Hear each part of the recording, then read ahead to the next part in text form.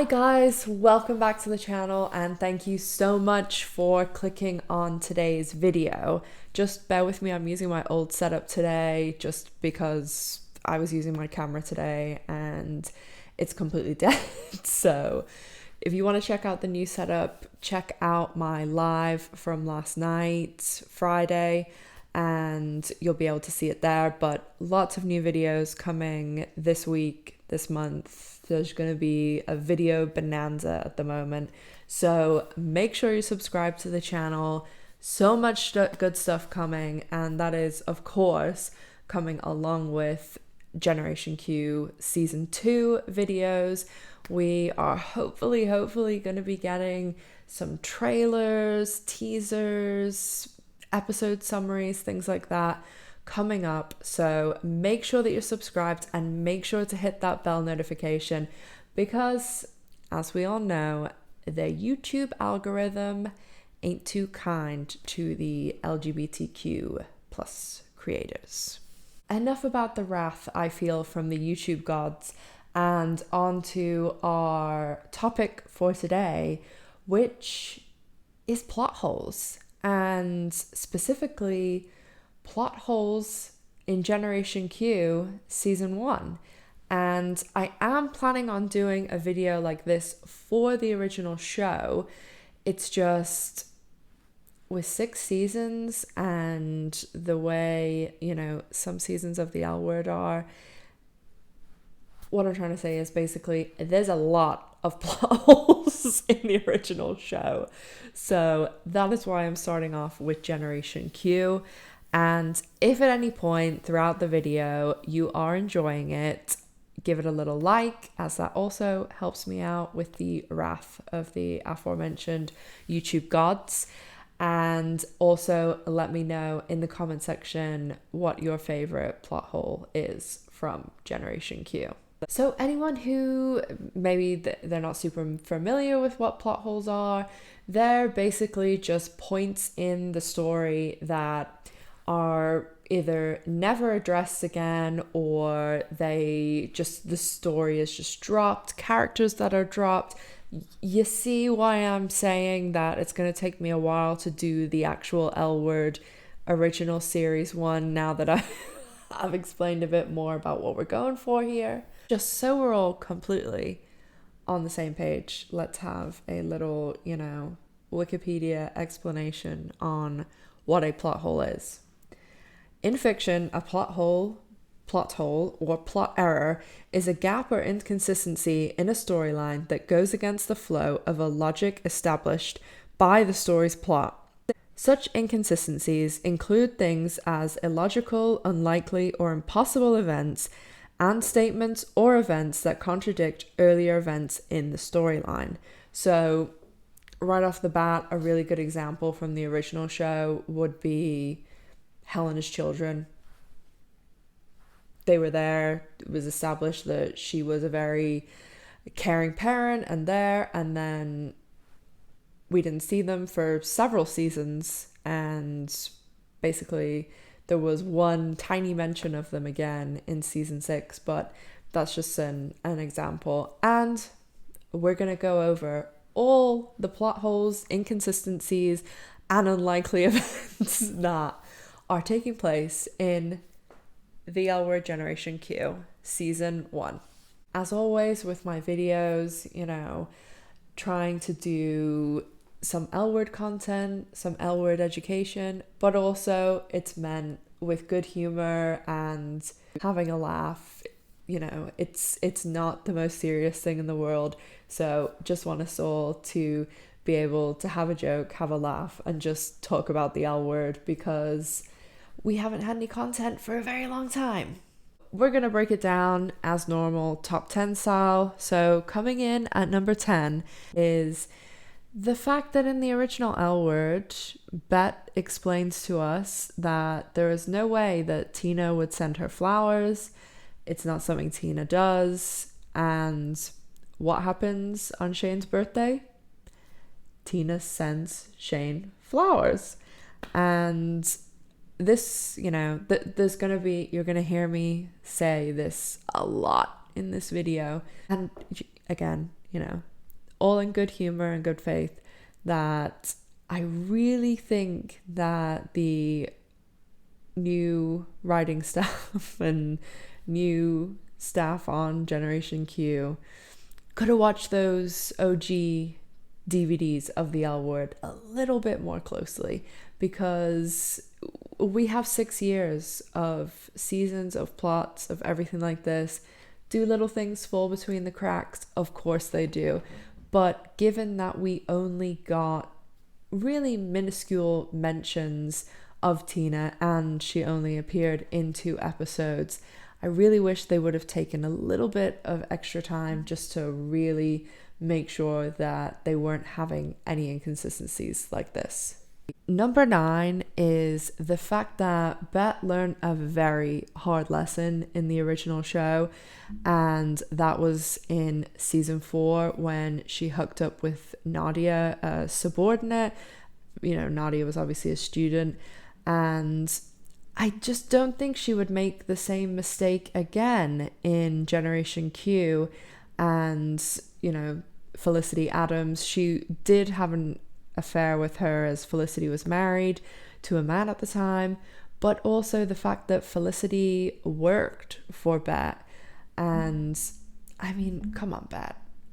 I just think that, you know, especially a significant amount of time has passed, well over a decade. Bet has grown a bit. She's worked on herself. I really hope she has. And I just don't think we'd be seeing the same mistakes from the original show up until Generation Q. So just another little inconsistency within Generation Q season 1. Coming in at number 8 is something that maybe I'm being a bit harsh here, because people do change their minds and, you know, no decision is set in stone. But the fact that Shane in the original show, she makes no mention of not wanting children, and in Generation Q, Shane is very confident and adamant in her decision that she does not want children. And then she, you know, is dealing with the breakup of her marriage. And I just feel as though Shane going into marriage, especially when you look back at like the whole Carmen thing, and Kiara and Carmen do have a lot of similarities, but the fact that Shane had already made, you know, the mistake with Carmen of rushing into things and leaving her at the altar, I just feel as though Shane would have been a bit more upfront about the fact that she did not want kids. And if that is something that is really established, I think we would have heard about it in the original show. Number 7 is kind of a rehash of a storyline, and that is this whole couple, throuple, whatever you want to say, with Alice. As we did see in the original show, season 6, Tasha and Alice and Jamie and Alice dealing with that whole situation, and Tasha and Jamie having feelings for one another. And I just don't know how willingly Alice would go into a situation like that, especially with the fact that Gigi and Nat were ex-wives, like not even exes, ex-wives, and have 2 children together. I mean, we, of course, I am not trying to take away the throuple scene from us. It is one of the absolute highlights of Generation Q, and in my opinion, one of the absolute highlights of the entire show, point blank period, because you guys know I love Gigi and I really love Alice. I think Nat's cool too.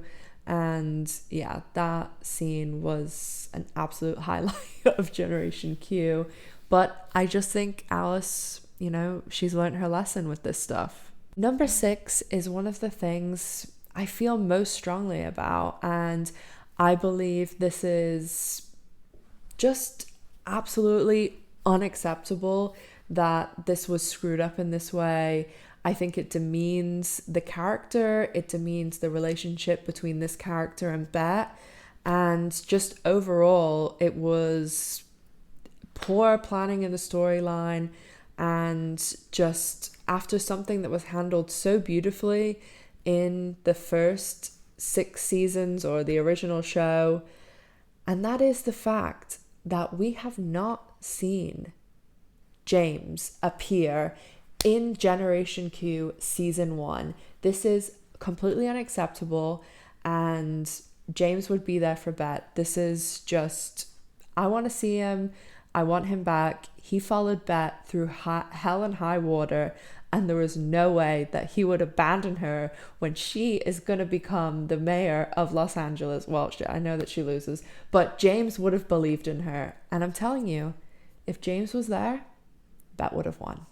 Number 5 is a bit of a group category, and that is just the whole what has happened to the planet, to Hit, what happened with Les Girls, and especially the places. Like, we obviously know that Kit passed away, and Helena and Kit at the end of season 6 of the original show had the planet and Hit, and we know that they're definitely not operating still because Shane, when she buys Dana's, they explain that there's no more lesbian bars in LA, which there isn't any lesbian bars in LA currently.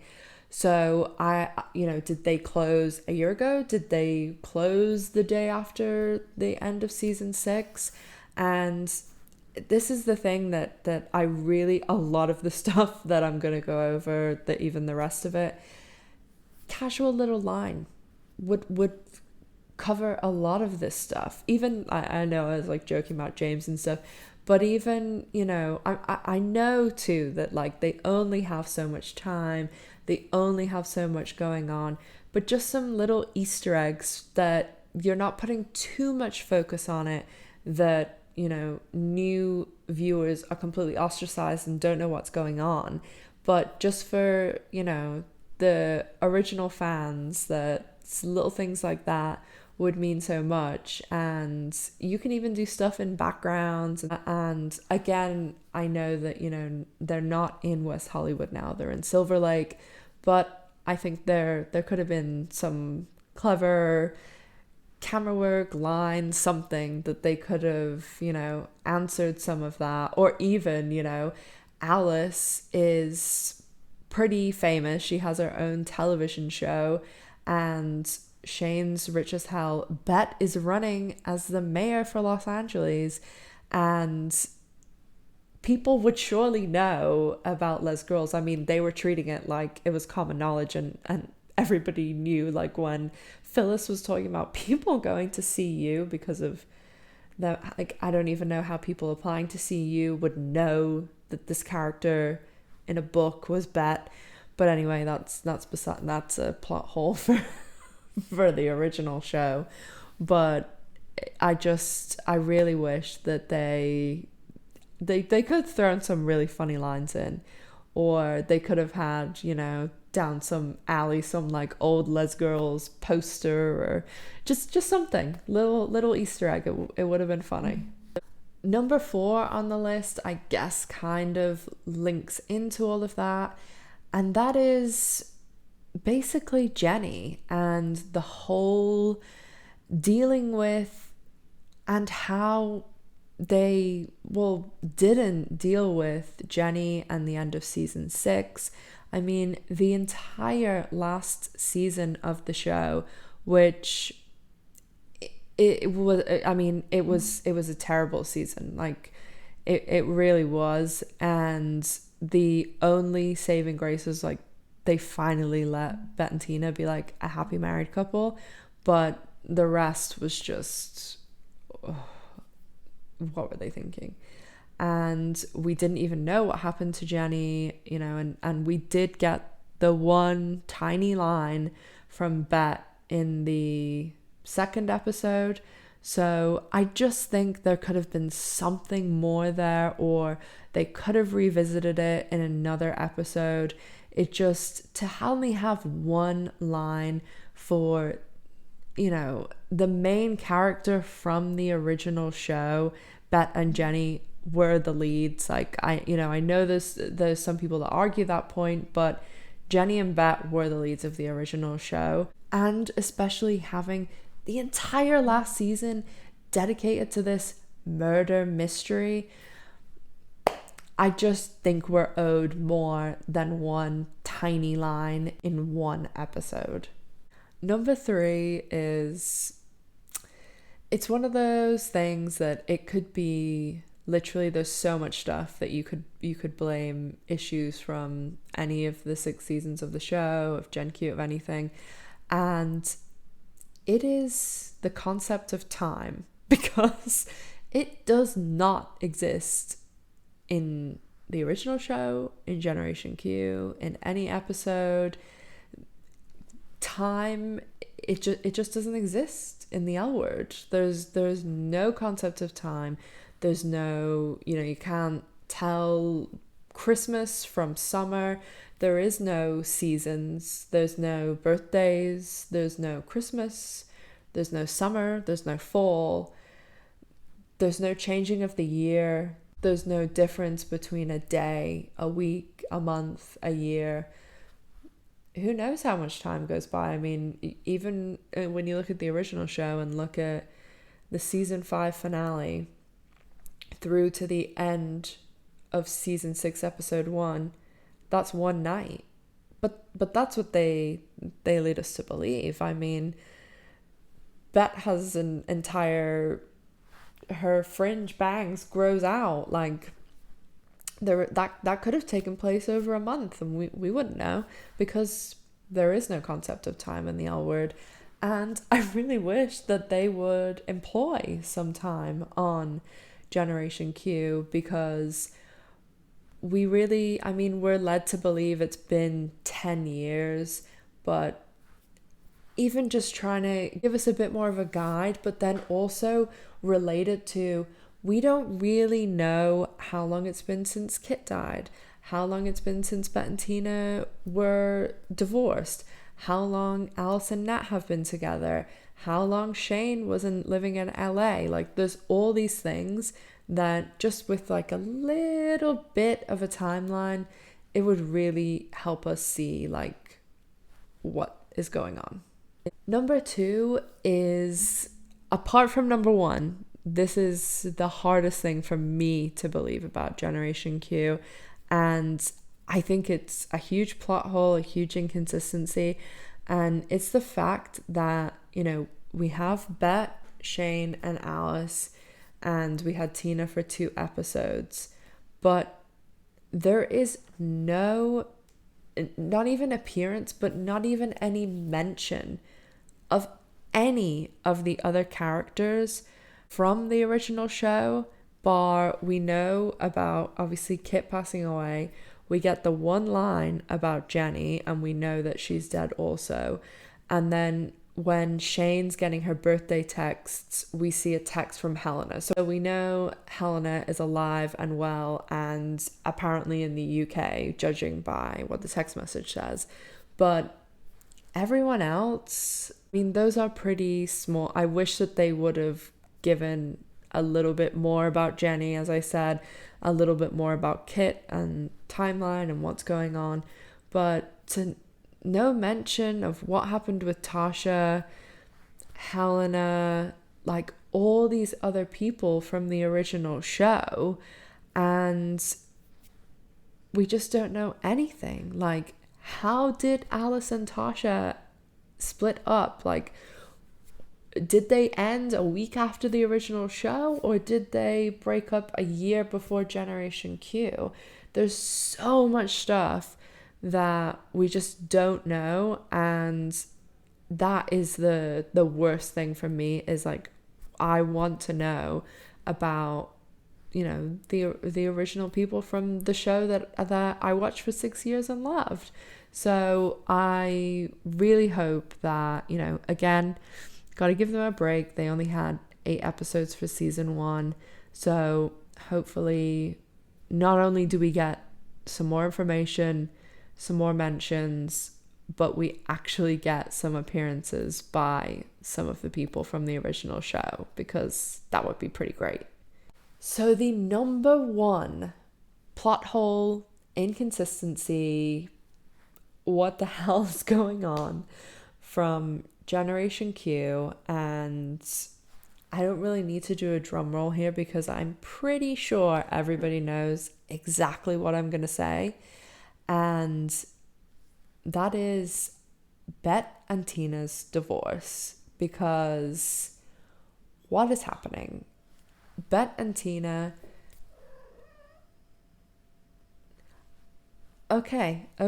I can believe that Bet and Tina, they got divorced because of some other X reason. What I refuse to believe is that the conversation that happens in episode 6 in the kitchen, where Tina's talking about the fact that Bet could never make space for her, etc., that's why they got divorced?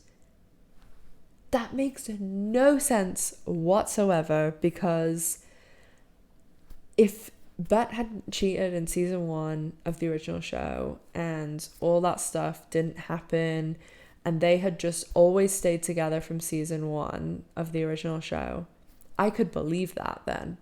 But everything they went through with the cheating and Helena and them getting back together and them having Angie, and then the Henry thing and Jody and getting back together, like, there was so much work and growth and putting effort into their relationship, and then we saw the repercussions of that in the fact that season 6 showed them in a completely different place than they were in prior to, I would say, even prior to season 6. Like, season 5, they were in a totally different place, but there was still that, maybe it's because it's an affair, and then like the novelty of being back together. But season 6 showed them together strong, like Bet making space for Tina, putting her first.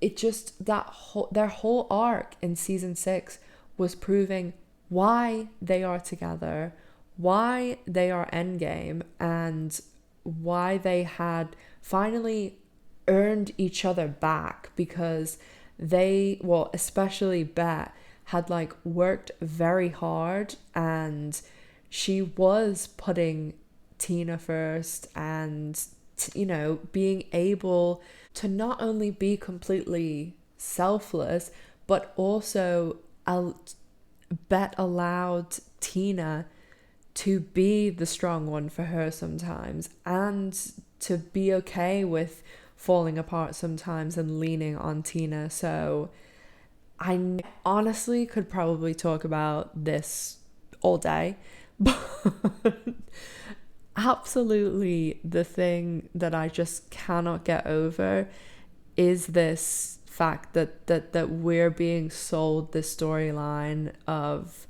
problems that we know were dealt with and solved way back in the original show. So I really wish that there would have been more kind of understanding from the aspect of the new people writing the characters and things like that. But I also, as I've told you guys before, I believe in the holy trinity of Jennifer, Alicia, and Kate. And I know Laurel's coming in now too, so the holy quad.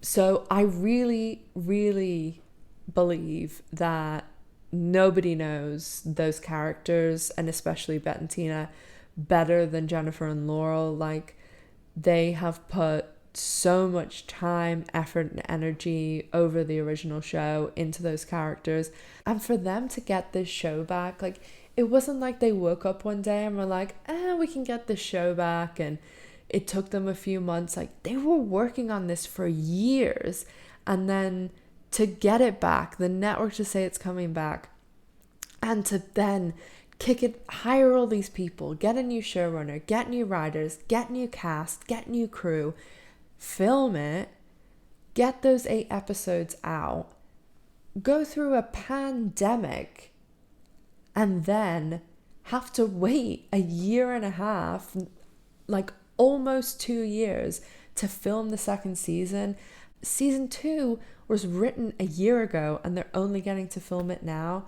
After all this and these 3 years of doing this and getting the show back and everything, I honestly refuse to believe that after all this is the outcome, and them co-parenting as divorced parents, this was, the end goal. I honestly, I cannot believe that. And it honestly, if that's like questioning like my not only allegiance to the show, but the entire like channel and hours and hours of my life that I'm dedicating to doing this channel. So I'm getting a little bit heavy there, but I honestly, like, Jennifer, Alicia, Kate, and Laurel, I put all of my faith in you for, and especially as executive producers, I believe they know what they're doing. So I put my faith in them, and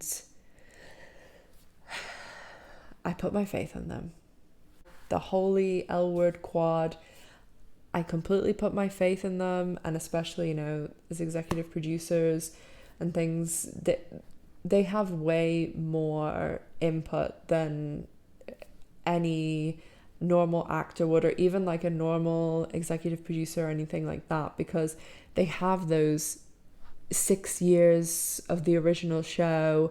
And I mean, even just looking at those 6 seasons and you look at the 6 seasons of another show, like the amount of time, effort, and energy that they put in, it's night and day. Like, they worked so hard for that show and those characters. So I put my faith in them, and hopefully they prove us all right. So yeah, I need to stop talking about this because I'll be here all night. But I hope you guys enjoyed that video.